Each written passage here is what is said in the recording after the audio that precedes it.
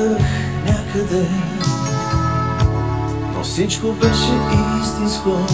Страха от удара, очакването с блъсъка,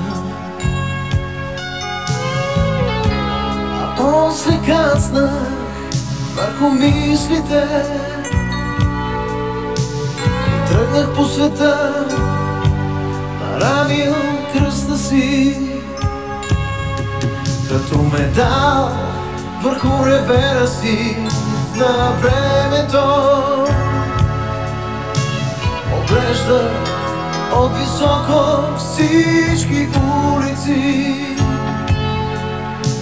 и виждах рицарите стъпили в стремето на своите мотори с малки плудници.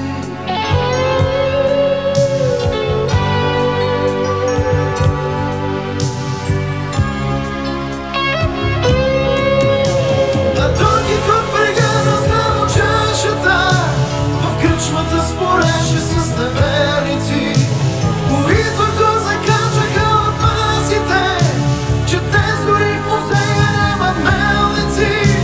И той загубил седемте доверие, започна да разпитва пак от хората.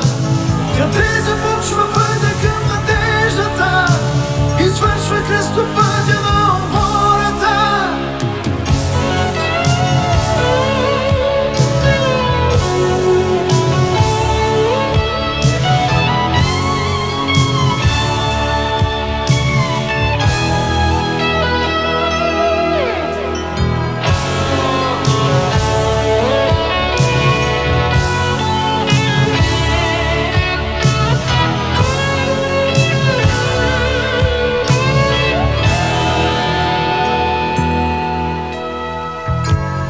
Пропадах някъде,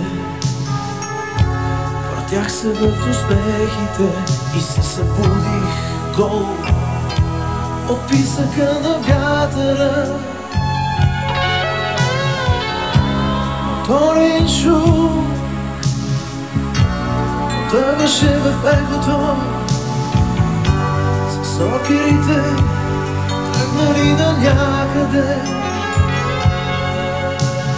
Сокерите тръгнали на някъде, а Дон Кихот прегърнал здраво чашата, в кръчмата спореше с неверници.